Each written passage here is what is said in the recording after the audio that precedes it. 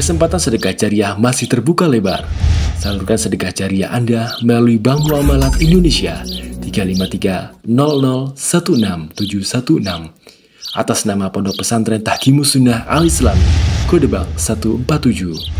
Informasi dan konfirmasi 0813-7314-7983. Jazakumullahu khairan. Assalamualaikum warahmatullahi wabarakatuh. Bismillahirrahmanirrahim.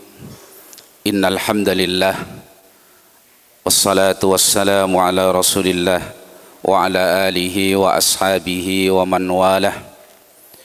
Asyhadu an la ilaha illallah wahdahu la syarika lah wa asyhadu anna Muhammadan abduhu wa rasuluh sallallahu alaihi wa ala alihi wa ashabihi wa sallama tasliman mazida. Usini wa iyyakum bitaqwallah. Qala Allah ta'ala ya ayyuhalladzina amanu taqullaha haqqa tuqatih wa la tamutunna illa wa antum muslimun. يا أيها الذين آمنوا اتقوا الله وقولوا قولا سديدا يصلح لكم أعمالكم ويغفر لكم ذنوبكم ومن يطع الله ورسوله فقد فاز فوزا عظيما. أما بعد فإن أصدق الحديث كتاب الله خير الهدي هدي محمد صلى الله عليه وسلم وشر الأمور محدثاتها وإن كل محدثة بدعة وكل بدعة ضلالة وكل ضلالة في النار. معاشر الإخوة عباد الله رحمني ورحمكم الله وبارك الله فيكم والحمد لله. Pada kesempatan malam hari ini kembali kita bisa berkumpul di Masjid Jami kita ini untuk bermajlis. Insyaallah pada kesempatan malam hari ini kita akan membahas fikih tentang kalimat thayyibah. Fikih tentang kalimat thayyibah. Kajian ini kami ambil faidah dari muhadharah Saleh ibn Abdullah As-Sindi hafidhahullah ta'ala, dan kita sampaikan mengingat bab ini at-thayyibah, tentunya untuk memudahkan kita dalam memahami faidah-faidah terkait dengan kalimat at-thayyibah. Yang dimaksud dengan kalimat adalah kalimat la ilaha illallah. Yang dimaksud adalah kalimat ada kalimat la ilaha illallah.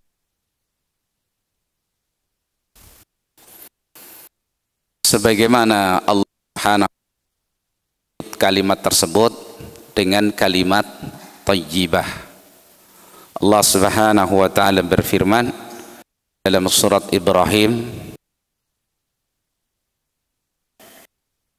qala Allah ta'ala alam tara kaifa daraballahu mathalan kalimatan thayyibah ka syajaratin thayyibah asluha wa far'uha fis sama'. Tidakkah engkau perhatikan bagaimana Allah Subhanahu wa taala membuat permisalan untuk kalimat thayyibah. Jadi Allah sebutkan dengan kalimat thayyibah. Yang dimaksud kalimat thayyibah, para salaf kita dalam menafsirkan kalimat thayyibah seperti dari Ibnu Abbas dan selainnya dari kalangan ahli tafsir, yang dimaksud adalah kalimat syahadah la ilaha illallah. Jadi yang dimaksud kalimatan thayyibatan itu adalah syahadatu alla ilaha illallah. Kasajaratin thayyibatin, perumpamaannya seperti pohon yang bagus. Banyak ahli tafsir mengatakan kayak pohon kurma. Asluha sabitun, pokoknya kokoh. Kalimat thayyibah la ilaha illallah kokoh di hati setiap mukmin ahli tauhid. Wa far'uha fis sama, cabangnya menjulang ke langit. Amal ibadah seseorang baru akan diangkat naik kepada Allah Subhanahu wa taala dan diterima apabila pelakunya yang melakukan ibadah tersebut memiliki kalimat thayyib, memiliki tauhid, memiliki la ilaha illallah. Sebesar apapun amal ibadah, kalau tidak difondasi dengan la ilaha illallah, maka tidak akan diterima oleh Allah Subhanahu wa taala. Karena pembatal la ilaha illallah itu syirik, dan syirik ini menghapuskan seluruh amal. Maka amal sebesar apapun kalau tidak memiliki yang beramal kalimat thayyibah la ilaha illallah di dalam dirinya, maka amal tadi tidak la yurfa'u ilallah, tidak diangkat kepada Allah Subhanahu wa taala, bahkan dijadikan haba'am mansurah, burai tersedia, tidak bisa dipetik hasil. Qala ta'ala wa laqad uhiya ilaika wa ila alladhina min qablika la in asrafta la yahbatanna 'amaluk wa la takunanna minal khasirin.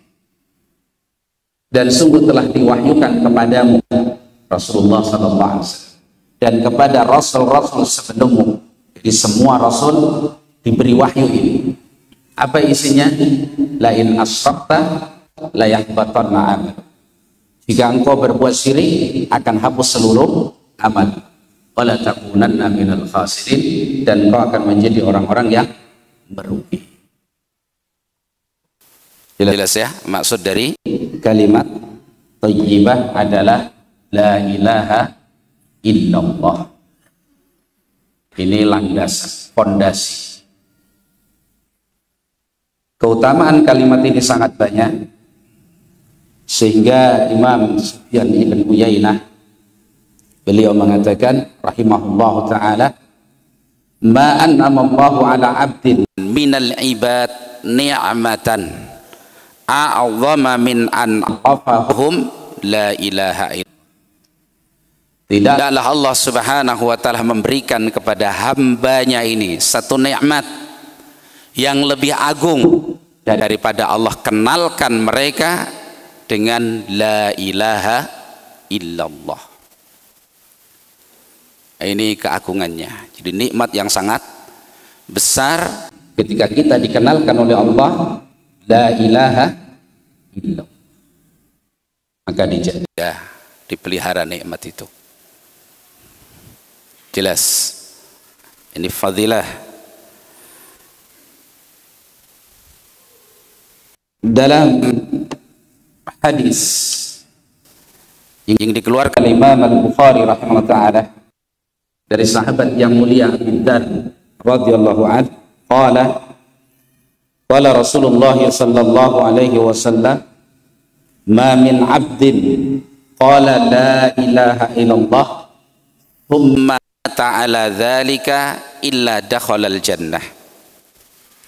Rasulullah SAW berkata kepada Abu Dzar ini, tidak ada seorang hamba pun yang mengucapkan la ilaha illallah kemudian mati di atas kalimat tersebut kecuali dia pasti masuk surga. Qultu, Maka Abu Dzar mengatakan, wa in zana wa in saraka, ya Rasulullah, dia akan masuk surga meskipun berzina, meskipun mencuri. Qala wa in zana wa in saraka, naam, dia pasti masuk surga meskipun berzina, meskipun mencuri. Diulangi lagi oleh Abu Dzar radhiyallahu an sampai 3 kali, sampai terakhir Nabi SAW mengatakan, naam wa in zana wa in saraka wa amfu Abi Dzarrin. Iya, dia pasti masuk surga meskipun dia berzina, meskipun dia mencuri, meskipun Abu Dzar tidak setuju, Allah akan masukkan dia ke dalam. Masya Allah. Fadilah kalimat la ilaha illallah. Bukan berarti dosa dianggap enteng, tidak. Tapi fadilah kalimat ini, selama seorang hamba masih memiliki kalimat ini dibawa mati menghadap Allah, maka dia pasti masuk surga. Soal proses dosanya Allah yang tahu. Karena ada yang masuk surga fauran, langsung, ada yang perlu proses karena dia memiliki PR, dosa-dosa yang harus diselesaikan lebih dahulu. Mungkin dibersihkan dulu di dalam neraka. Karena dosa itu ada 3 cleansernya, ada 3 pembersihnya. Yang 2 di dunia, yang 1 di akhirat. Dunia dosa bisa bersih dengan amal-amal kebajikan yang bisa menggugurkan dosa. Allah Subhanahu wa taala mengatakan, innal hasanat yudhibnas sayyiat. Sesungguhnya amal kebajikan bisa menghapuskan kejelekan. Salat, puasa, wassadaqah tudfiul khati'ata. Sedekah bisa memadamkan kesalahan dosa. Nabi juga berwasiat, wa'ad bi'il hasanata wa'ad bi'is sayyi'atal hasanata tamkhuha. Ikuti perbuatan yang buruk dengan perbuatan baik akan menghapus yang buruk. Ini yang pertama, termasuk taubat. Ini pembersih dosa. Yang kedua, al-bala, ujian dari Allah Subhanahu wa ta'ala. Dibersihkan dengan Allah timpakan kepadanya bala, ujian, kesempitan hidup, kesedihan. Kemudian Allah jadikan dia bersabar atas ujian tersebut. Ini pembersih dosa. Kalau 2 di dunia ini nggak bisa membersihkan dosanya, maka dibersihkan di akhirat, yaitu di neraka. Makanya orang ahli tauhid yang dimasukkan ke dalam neraka itu bukan untuk dihinakan, bukan untuk diazab sebagai satu bentuk penghinaan, bukan, tapi litathhir, untuk mensucikan dirinya. Karena nggak mungkin masuk surga orang yang masih kotor. Nah, kalau masih punya PR dosa, untuk masuk surga harus dicuci dulu itu dosanya, kotorannya. Jelas ya? Nah, itu maksud hadis tadi, hadis Abu Dzar. Dan itu fadilah kalimat la ilaha illallah. Maka dalil-dalil seperti ini kita pahami, supaya kita paham, ngerti keagungan tauhid, kedudukan tauhid, sehingga kita jaga, diopeni, ya. Nah, hadis Abi Hurairah radhiyallahu an yang dikeluarkan oleh Imam Al-Bukhari rahimahullahu taala, Abu Hurairah berkata kepada Rasulullah sallallahu alaihi wasallam, "Qultu ya Rasulullah, man as'adun nasi bi syafa'atika yaumal qiyamah?" Ya Rasulullah, siapakah orang yang paling berbahagia dapatkan nanti di yaumul qiyamah? Siapakah orang yang paling berbahagia yang akan mendapatkan syafaatmu nanti di yaumul qiyamah? Faqala Rasulullah sallallahu alaihi wasallam, as'adun nasi bi syafaati yaumal qiyamah man qala la ilaha illallah khalisan min qalbihi au nafsihi. Rawahul Bukhari. Seorang yang paling bahagianya manusia yang paling bahagia dengan syafaatku nanti di yaumul qiyamah adalah seorang yang mengatakan la ilaha illallah, kelas murni, berangkat dari hati nuraninya. Jadi bukan sekedar ucapan, tapi betul-betul jadi sebuah akidah di dalam hatinya. Nah, jadi kalau minta syafaat harus punya tauhid dan minta syafaatnya kepada Allah. Walillahi syafa'atu jami'an. Hanya Allah syafaat itu seluruhnya. Jangan minta syafaat kepada Rasulullah SAW. Nah, kalau nunggu syafaat Nabi, ya dijaga tauhid. Kalau sudah nggak punya tauhid, mustahil dia bersyafaat.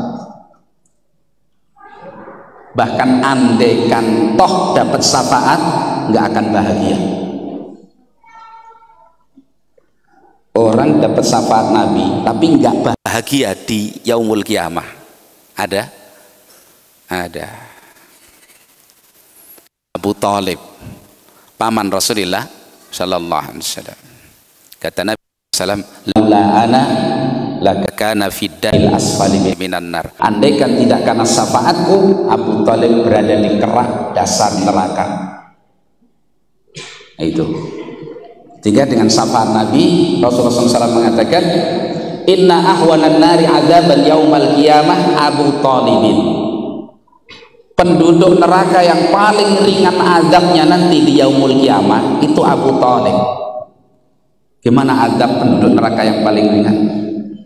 Yunta'anu min na'laini minan nar yaghlimil humadimahu.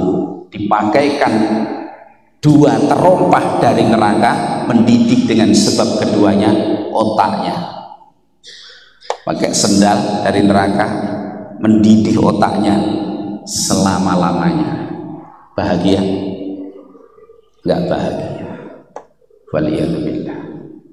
Padahal beliau pembela Rasulullah SAW, memberikan semua untuk Nabi SAW, bahkan nyawanya dipertaruhkan untuk membela Rasulullah SAW. Tapi sayangnya beliau tidak menerima la ilaha.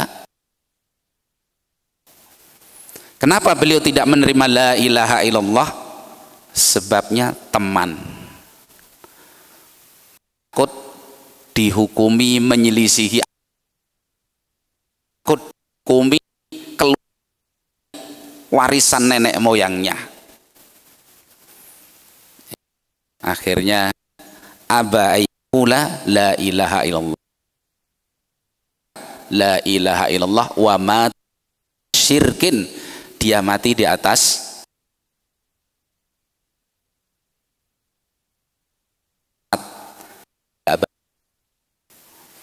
mau bahagia bagaimana, tidak keluar dari neraka. Ini menunjuknya kalimat la ilaha illallah. Jelas ya? Baik, setiap muslim, apalagi para penuntut ilmu, nggak boleh tidak faham kalimat ini. Fa'lam annahu la ilaha illallah. Ilmui, pelajari, tidak ada ilah. Jadi belajar la ilaha illallah. Jangan orang asik belajar fikih, asik, nah, tapi jangan lupa belajar la ilaha illallah.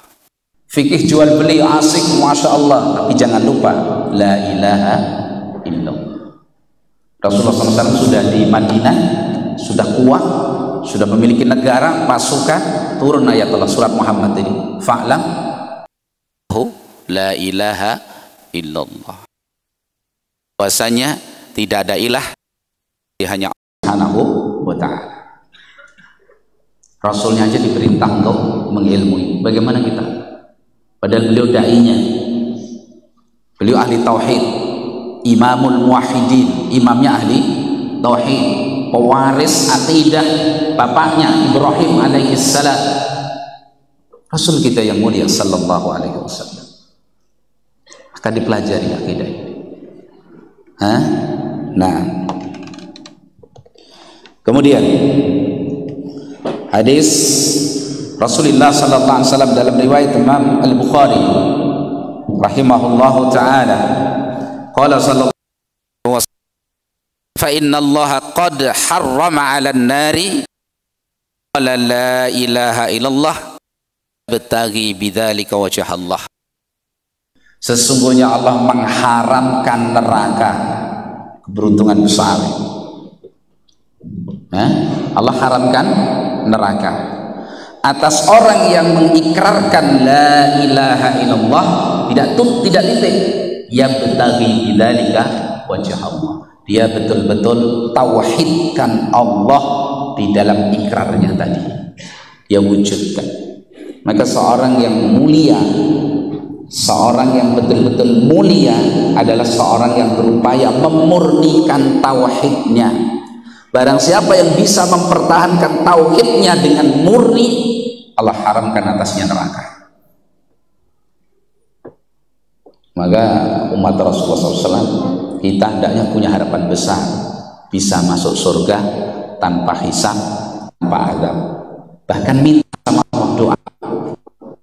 Nabi kita menghabarkan satu kabar yang sangat menggembirakan. Man qala aw man sa'ala Allah al-jannah fil yaumi salasa marrat qalatil jannatu Allahumma adkhilul jannah. Barang siapa yang meminta kepada Allah Subhanahu wa taala surga dalam satu hari 3 kali, maka surga akan mendoakan dia, ya Allah masukkan dia ke dalam surga. Dimana nuksir?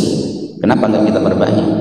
Ketika antum sujud, Allahumma adkhilil jannah, Allahumma adkhilil jannah, Allahumma adkhilil jannah, Allahumma adkhilil jannah min ghairi hisab wala adab.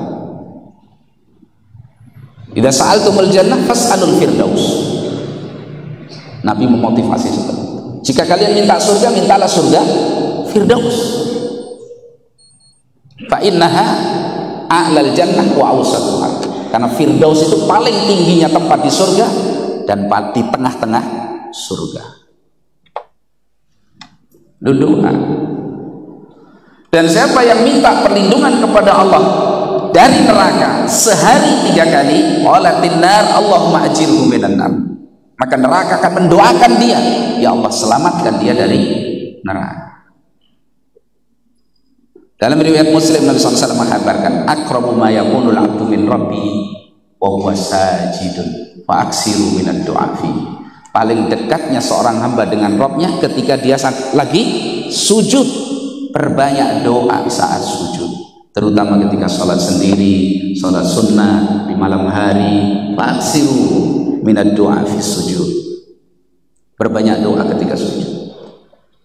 Paling dekatnya kita dengan Allah Subhanahu wa ta'ala.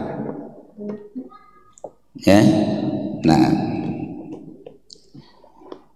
itu fadilah-fadilahnya. Dan banyak sekali dalil yang menunjukkan keutamaan kalimat la ilaha illallah.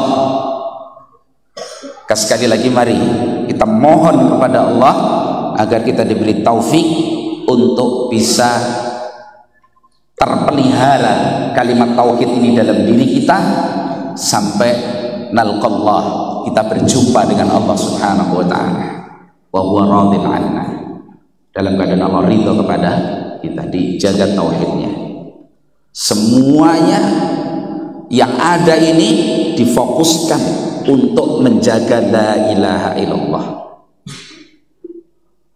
Ya, pikiran kita, tenaga kita, sarana kehidupan yang Allah berikan kepada kita, waktu kita, apa yang Allah berikan semua kepada kita ini untuk satu fungsi pokok, mempertahankan dan mengokohkan la ilaha illallah.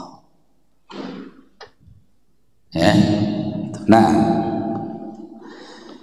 kemudian itu mukaddimahnya. Kemudian fikih dalam kalimat thayyibah. Poin yang pertama yang harus kita pahami, anna kalimat tauhid lam ta'ti li isbatil ilahiyati lillahi subhanahu fahasbu. Perhatikan bahwasanya kalimat tauhid la ilaha illallah itu tidak datang hanya sekedar untuk menetapkan bahwa sesembahan itu adalah Allah. Bukan itu tujuannya. Bukan hanya itu tujuannya. Jadi kalimat la ilaha illallah datang maknanya bukan tujuan Allah turunkan kalimat ini bukan sekedar menetapkan bahwa sesembahan itu adalah Allah. Tidak, bukan itu saja. Jelas yang pertama. Jadi kalimat la ilaha illallah datang bukan untuk sekedar menetapkan bahwa sesembahan itu hanya Allah. Bukan hanya itu. Kalau itu jelas. Karena andaikan yang dimaksud hanya untuk menetapkan Allah itu adalah sesembahan, tentu kalimatnya tidak la ilaha illallah. Tentu cukup kalimatnya dengan apa? Allahu ilahun. Allah itu adalah ilah. Allah itu adalah sesembahan. Sedang kalimat ini datangnya dengan apa? La ilaha illallah. Jelas ya? Jadi poin yang pertama, fikih pertama terhadap kalimat la ilaha illallah, jangan difahami bahwa kalimat la ilaha illallah itu tujuannya hanya menetapkan Allah adalah sesembahan. Bukan itu tok tujuannya. Karena kalau tujuannya hanya mau menetapkan Allah adalah sesembahan, tentu ungkapan katanya adalah Allahu ilahun, Allah adalah sesembahan. Ternyata nggak seperti itu kalimat itu datangnya, tapi kalimat itu datang dengan bentuk apa? La ilaha illallah. Jelas ya? Poin pertama, paham ya? Fikih pertama. Jadi kalimat la ilaha illallah bukan sekedar menetapkan Allah itu sesembahan saya, bukan itu. Bukan hanya untuk itu gitu loh ya. Jelas ini. Nah,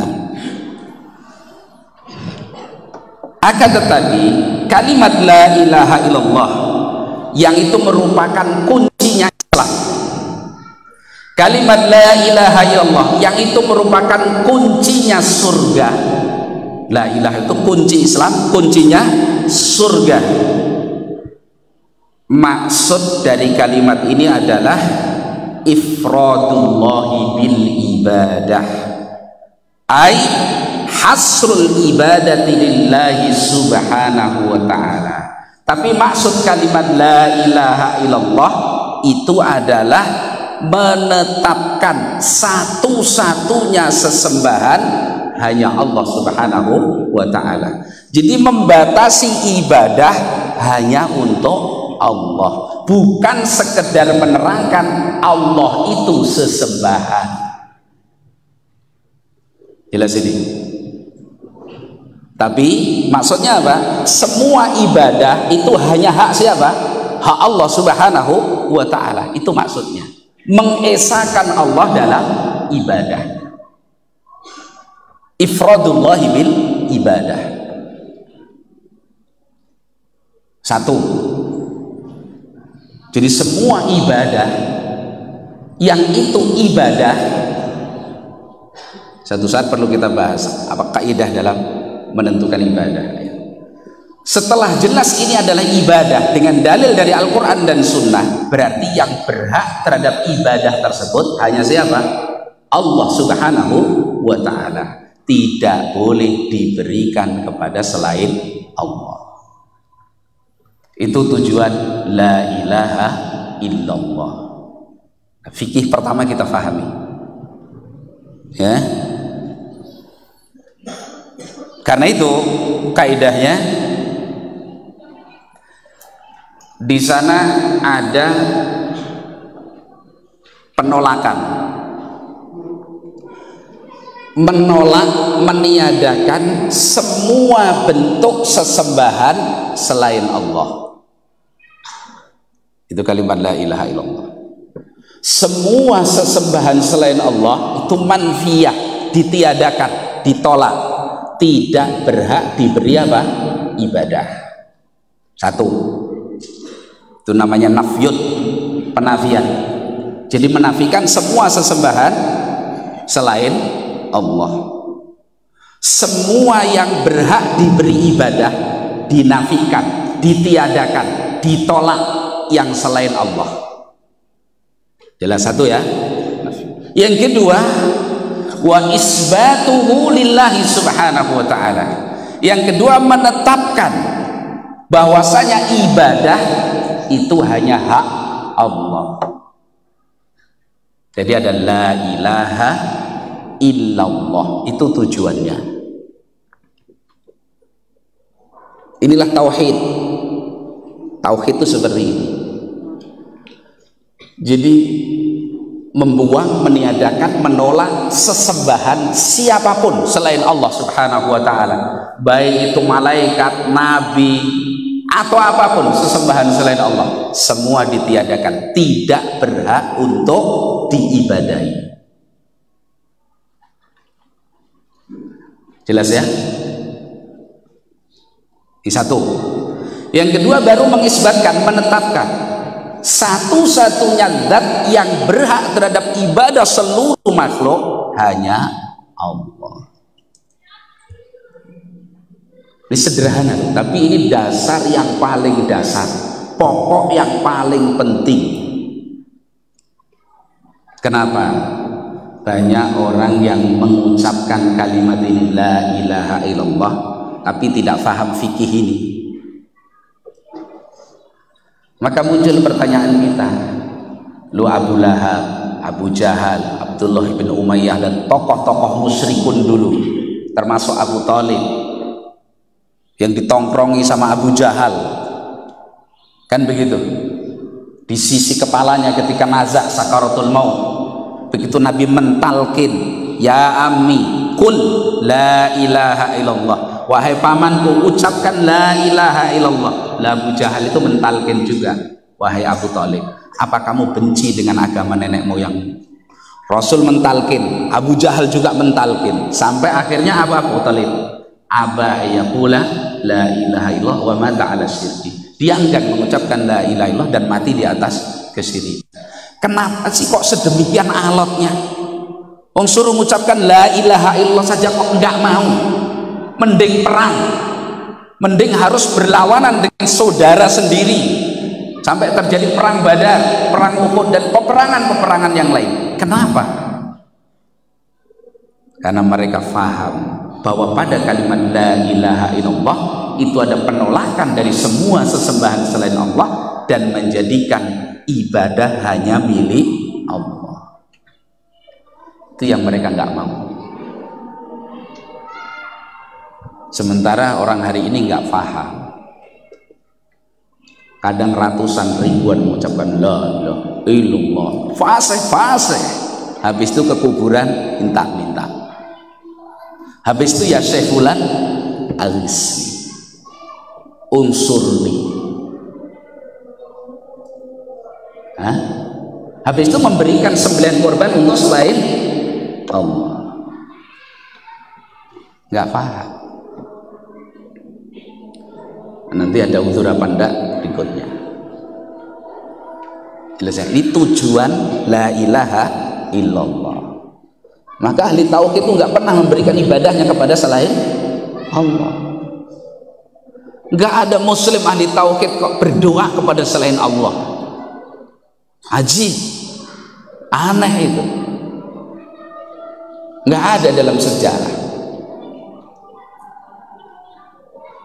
Ahli tauhid katanya muslim, sholat, puasa Ramadan, beridul fitri, idul adha, bahkan mungkin sudah haji, tapi juga masih menyembah ruh-ruh yang mereka yakini punya pengaruh dalam kehidupan, memberikan korban sembelihan kepada arwah-arwah yang diyakini punya kekuasaan.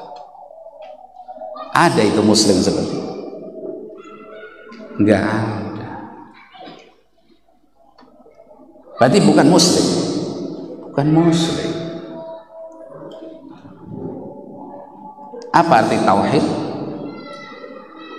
Menolak semua sesembahan selain Allah, memberikan ibadah hanya kepada Allah. Menyembelih korban ibadah bukan ibadah?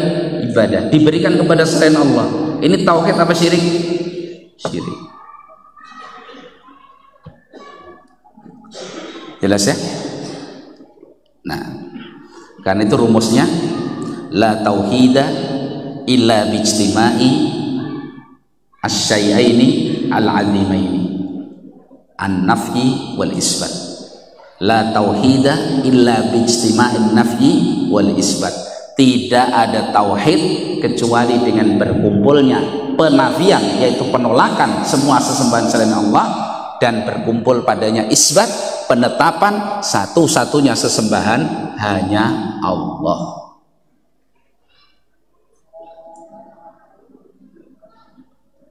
Ini kajian sering diulang-ulang sederhana, tapi dakwah Rasul dari yang pertama sampai Rasul kita Sallallahu Alaihi Wasallam, ya ini intinya. Sehingga terjadi peperangan, terjadi azab Allah yang luar biasa kepada umat-umat sebelumnya, karena kalimat ini la ilaha illallah.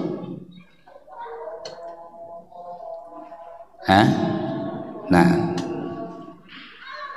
karena itu Syekh Saleh bin Abdillah Sindi beliau mengatakan hadhil qaidah min ahammil qawaid wa min awdahiha fi kitabillahi subhanahu wa ta'ala. Kaidah ini, yaitu tidak ada tauhid kecuali dengan terkumpulnya dua perkara tadi, an-nafyu wal isbat, penolakan dan penetapan, menolak semua sesembahan selain Allah, menetapkan satu-satunya sesembahan hanya Allah. Itu adalah paling agungnya dan paling pentingnya kaidah, patokan, dan paling jelasnya di dalam Al-Quran. Ilmu yang paling jelas di dalam Al-Quran itu ilmu tentang la ilaha illallah. Karena itu dalam Al-Quran Allah Subhanahu wa ta'ala kadang-kadang apa? Menyebutkan langsung la ilaha illallah plus maknanya. Kadang-kadang Allah Subhanahu wa ta'ala menyebutkan makna tanpa lafadznya.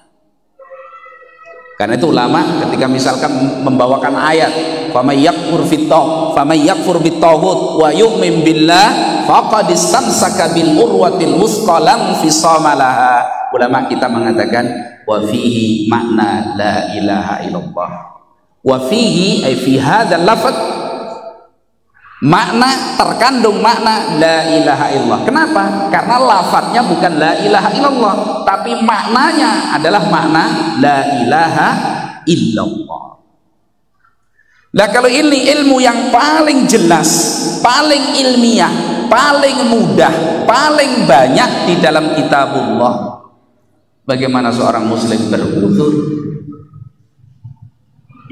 Karena sahnya Islam dia itu dengan tauhid, sahnya Islam dia itu dengan la ilaha illallah.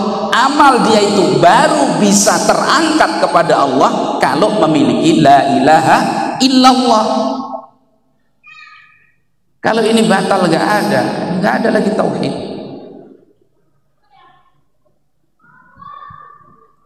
Jelas? Difahami baik-baik, dijaga. Ini anugerah yang mahalnya luar biasa. Nah, di antara yang menjelaskan makna la ilaha illallah, yaitu tidak ada tauhid kecuali berkumpul dua hal tadi, nafyu wal isbat, penolakan semua sembahan selain Allah dan mengisbatkan, menetapkan sembahan itu satu-satunya hanya Allah, adalah makna ini diterangkan banyak dalam Al-Quran, sehingga Syekh menyimpulkan wa min awdahiha, paling jelasnya maknanya fi kitabillah adalah la ilaha illallah. Di antaranya ayat Allah SWT tadi yang saya bacakan, Allah berfirman famay yakfur bit-taghut, barang siapa yang mengkufuri taghut, semua sesembahan selain Allah itu taghut.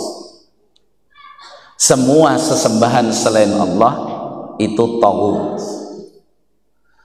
Faman yakfur bitaghut wa yu'min billah, dan beriman kepada Allah. Berarti ada dua. Barang siapa yang kufur kepada tauhid dan dia beriman kepada Allah. Faman yakfur bitaghut, ini makna nafyu, penolakan. Semua sesembahan selain Allah dikufuri.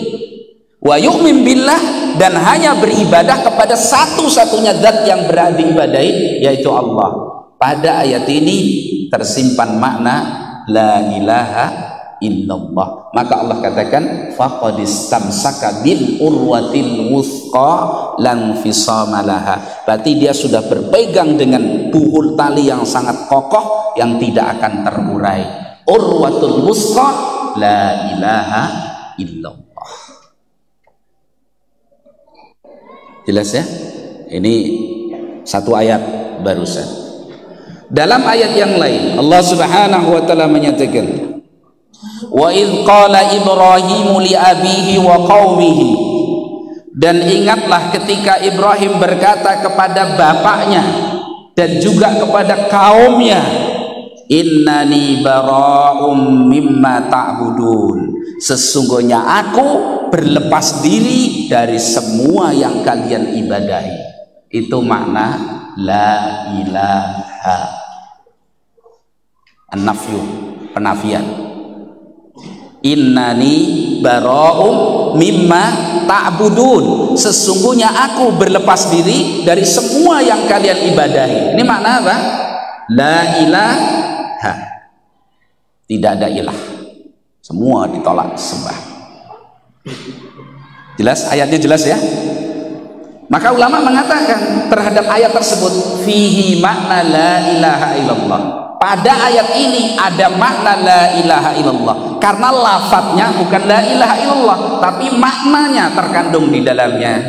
Innani bara'um mimma ta'budun la ilaha illalladzi fatarani, kecuali zat yang telah menciptakan aku, kecuali Allah. Makna illallah. Ada nafyu, innani bara'um mimma ta'budun, ada isbat illalladzi fatarani. Itu makna la ilaha illallah. Fa innahu sayahdin, maka sesungguhnya dia akan membimbingku.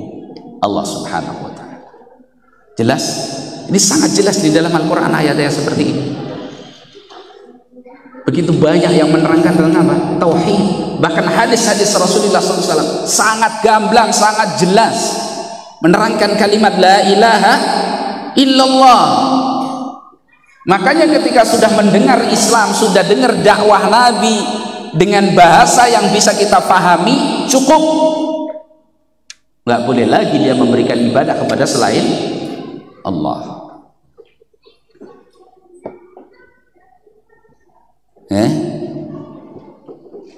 Bukan keras, nggak ada yang keras, adanya hikmah, lemah lembut, ayat-ayat Al-Quran. Itu hak Allah. Ketika orang melanggar hak Allah itu, lihat hak siapa yang dia nistakan, hak siapa yang dia zalimi, hak siapa yang dia palingkan dari yang berhak.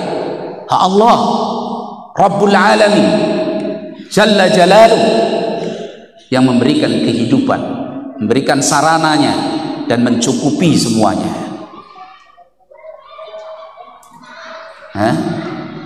Nah, ini nggak usah orang umum, orang terdekat Rasul saja kalau nggak menerima ini, nggak ada harganya di sisi Allah Subhanahu wa taala. Ya, ayahnya Ibrahim Allah azab di dalam neraka, Ibrahim tidak bisa menolongnya. Kenapa? Ayahnya tidak mau menerima la ilaha illallah, bahkan melawannya, menentangnya, mengusir Ibrahim dari kediamannya. Padahal orang yang paling lembut, paling bijak adalah Ibrahim alaihissalam. Nah, Itu Allah menjelaskan la ilaha illallah. Demikian gamblangnya gitu. Dalam ayat yang lain Allah Subhanahu wa taala menjelaskan bahwasanya kalimat la ilaha illallah itu adalah misi dakwah seluruh rasul.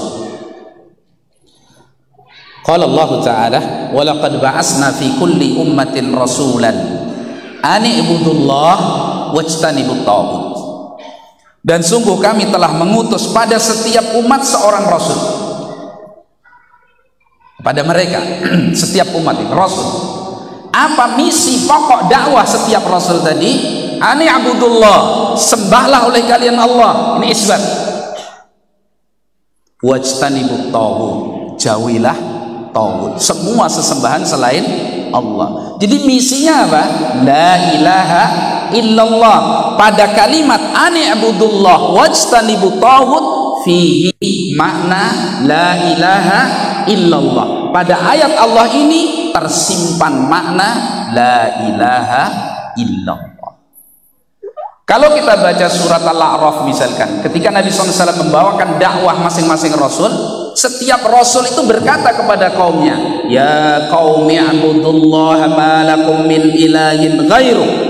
Wahai kaumku, sembahlah oleh kalian Allah saja, tidak ada ilah yang hak bagi kalian selain Allah Subhanahu wa ta'ala.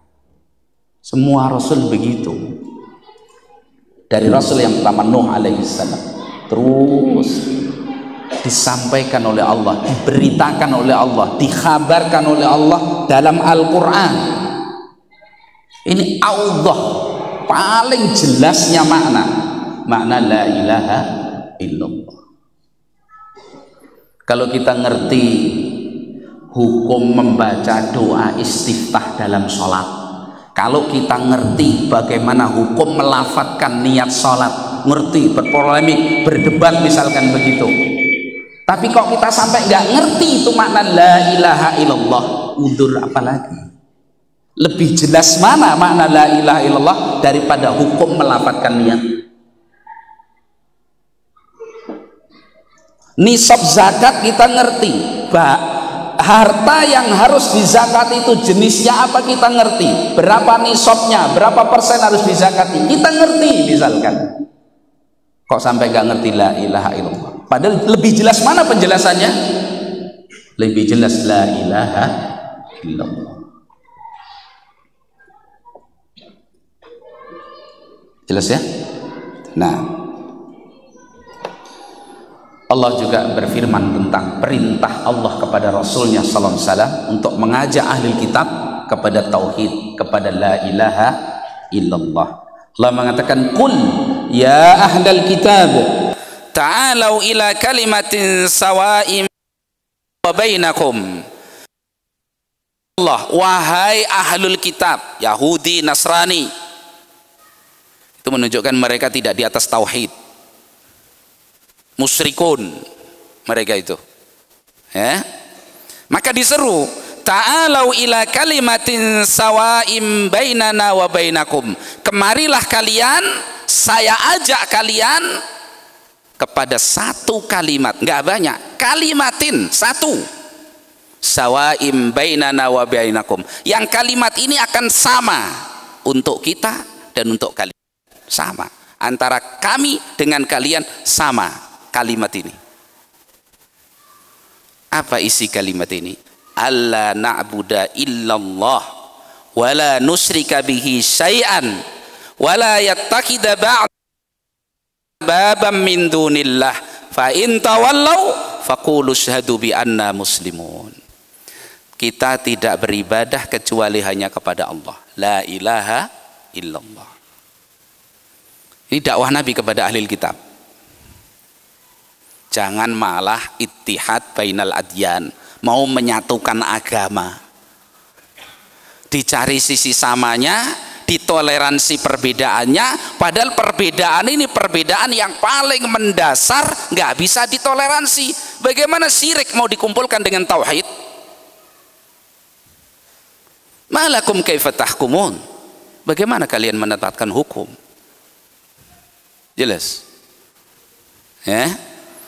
Jadi Allah na'budu illallah wa la nusyrika bihi syai'an. Kita tidak sekutukan Allah dengan sesuatu apapun. Syai'an secara lafadz Arab, dalam bahasa Arab, syai' itu lafadz yang maknanya paling umum, mencakup segala sesuatu. Itu namanya syai'. Dalam ayat ini syai'an nakirah. Nakirah dalam konteks, maka jadi orang nyembah nabi, nyembah malaikat,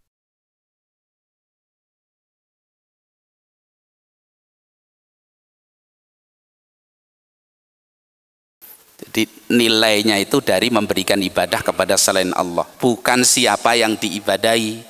Jangan malaikat agak mendingan, udah musyrik.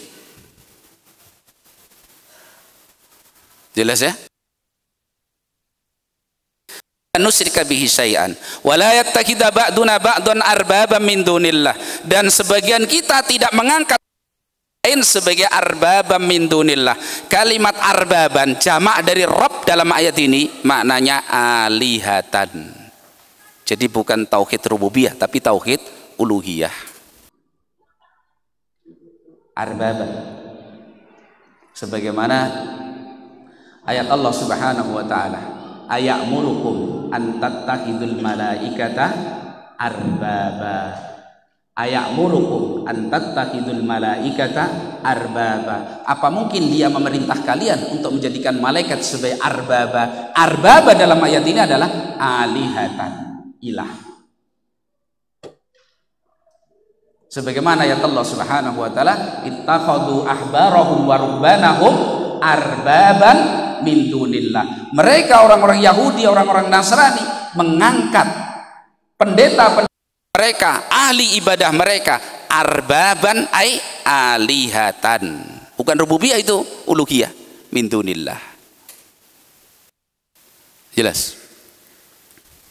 Nah, fa in tawallau faqulu syahadu bi anna muslimun. Kalau mereka berpaling, tidak mau menerima la ilaha illallah, maka berpisah dengan mereka, nyatakan bahwasanya orang muslim yang berserah diri menerima la ilaha illallah. Jadi bersatu itu di sini, bersatu berkumpul itu di atas la ilaha illallah. Jangan bersatu karena apa? Sama-sama orang Jawa, sama-sama orang Sunda, sama orang Lampung, sama. Itu persatuan kaumiyah namanya, nasabiyah. Bersatu dalam Islam yang diperintah oleh Allah, dipuji pelakunya, akan ditolong oleh Allah SWT adalah berkumpul, bersatu di atas tauhidullah.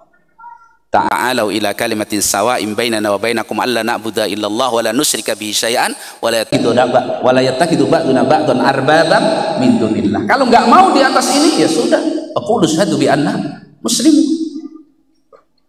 Nggak bisa.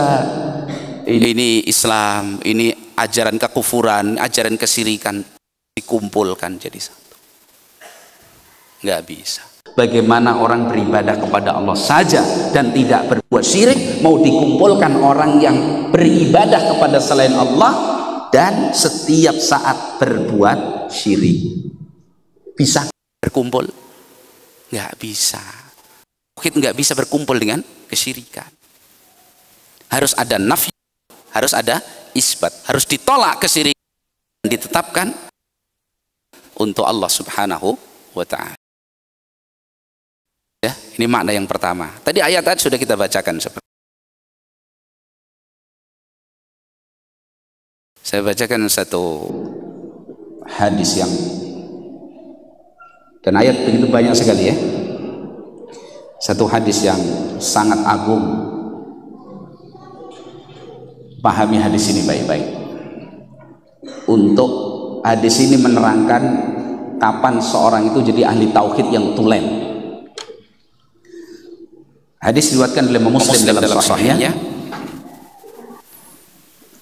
Qala Rasulullah sallallahu alaihi wasallam, man qala la ilaha illallah wa kafara bima yu'badu min dunillah haruma maluhu wa damuhu wa hisabuhu 'ala Allah.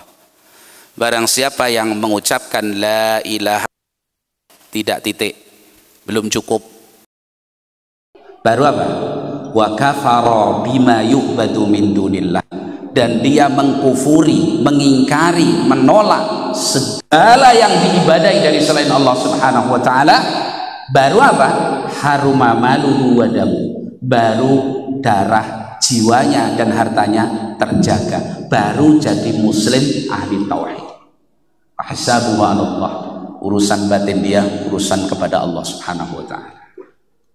Ini hadis yang sangat agung. Jadi nggak cukup kita mengikrarkan la ilaha illallah titik, harus ada sikap apa? Mengingkari, berlepas diri, kufur kepada semua sesembahan selain Allah. Harus mengkufuri kesyirikan, menolak, membencinya, meninggalkannya.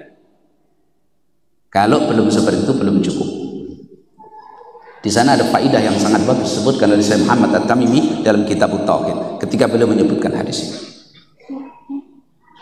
Intinya, al-imanu billah, beriman kepada Allah, tauhidullah, alladzi la yuqarinuhul kufru bitaghut, laisa tauhidan. Apa yang diklaim oleh seseorang ini adalah tauhid, ini adalah iman, kalau tidak disertai dengan mengkufuri taghut, kufur kepada sesembahan selain Allah, peribadahan diberikan kepada selain Allah, dia tidak ingkari, laisa tauhidan, apa yang dia katakan itu bukan tauhid. Jelas. Di tauhid harus berkumpul dua hal, an-nafyu wal isbat. Tanpa itu bukan tauhid. Orang hanya menyembah Allah saja misalkan, enggak menyembah selainnya, saya sembah Allah saja, enggak cukup sebagai ahli tauhid. Dia harus mengingkari, membenci, meninggalkan syirik dan segala macamnya. Jelas. Harus ada dua, la ilaha illallah. Ya, dia beribadah kepada Allah tapi nggak benci sama kesyirikan, itu hak dia, bagus juga misalkan. Apalagi sampai mengisbatkan bagus, bahaya. Jadi iman tauhid kepada Allah Subhanahu wa taala, alladzi la yuqarinuhul kufru bitaghut, laisa tauhidan, yang tidak disertai mengkufuri sesembahan selain Allah, itu bukan tauhid. Sahsun ya'budullah wahdah wa ya'buduhu wahdah wa yunazzihuhu an adna sirkin aw yatanazzahu an adna sirkin bi ghairihi. Seorang beribadah hanya kepada Allah saja, dia sembah Allah saja, dan dia bersihkan dirinya dari berbuat syirik. Dia enggak berbuat syirik, dia hanya beribadah kepada Allah Subhanahu wa taala. Lakinnahu, akan tetapi dia la ya'taqidu butlanal ibadah bi ghairillah, tidak meyakini batilnya ibadah yang diberikan kepada selain Allah.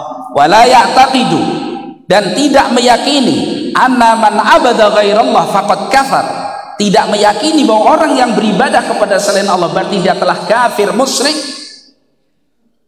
Wa khasira khusranan mubina, dan terjatuh dalam kerugian yang nyata.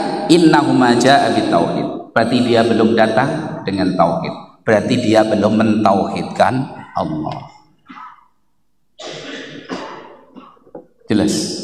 Harus ada dua. Orang beribadah kepada Allah saja, tidak beribadah kepada selainnya, dia menjauhi kesyirikan, sudah. Tapi tidak meyakini batilnya syirik, tidak meyakini batilnya peribadahan kepada selain Allah, dia bukan ahli tauhid. Kalau selama ini pemahamannya enggak begitu, diluruskan. Wa kafara bima yu'badu min dunillah, kata Nabi, dan dia mengkufuri semua yang diibadahi dari selain Allah. Berarti harus ada la ilaha illallah, dia beribadah hanya kepada Allah, tidak berbuat syirik, plus dia harus ingkari, kufuri, yakini batilnya segala macam bentuk peribadahan kepada selain Allah. Belum terkumpul dua hal tadi, belum ahli tauhid, belum sah tauhidnya. belum muwahhid. Lu dalilnya jelas. Man qala la ilaha illallah. Titik. Enggak. Wa kafara bima yu'badu min dunillah. Baru kata Nabi apa? Harumama damuhu wa maluhu. Baru darahnya, jiwanya maksudnya, wa maluhu, dan hartanya terjaga. Lah orang yang tidak terjaga jiwanya dan hartanya itu belum muslim. Belum muslim. Jelas. Yang terjaga jiwanya, yang dilindungi jiwanya dan hartanya itu baru muslim ahli tauhid. Jelas. Dalilnya jelas seperti itu. Ya. Nah, la budda minal jam'i bainal amrayni. Harus terkumpul dua perkara. Yang pertama, anta budallah, ta'taqidu annahu mustahiqun lil ibadah. Yang pertama, engkau sembah Allah saja, engkau yakini hanya Allah yang berhak terhadap ibadah. Satu. Belum cukup ini. Yang kedua, wa an takfura bima siwahu wa ta'taqida butlanal ibadati siwahu. Engkau kufuri semua sesembahan selain Allah dan engkau yakini batilnya semua ibadah yang diberikan kepada selain Allah. Bihada yaqulu tauhid. Dengan dua hal tadi baru terrealisasi tauhid. Jelas? Saya harapkan jelas. Saya sudah berupaya sefasih-fasih. Jelas? Ini fikih yang pertama, dan ini a'dham al-qaidah, paling agungnya landasan, difahami. Setiap muslim harus pahami. Berarti ibadahi Allah saja, jangan sekutukan Allah dengan sesuatu apapun. Yang kedua, kufuri semua bentuk ibadah kepada selain Allah. Ingkari dan yakini bahwa ibadah yang diberikan kepada selain Allah, sesembahan selain Allah, batil, jelek, rusak. Sebelum terkumpul dua hal tadi, belum terrealisasi apa? Tauhidullah. Kunu muwahhidin. Jadilah kalian ahli tauhid dengan dua hal tadi. Paham ini? Agama kita, inilah Islam. Itu akidah, dasar akidah kita. Itulah Islam, itu iman. Tanpa itu kita nggak punya apa-apa. Ya, nah, itu fikih yang pertama.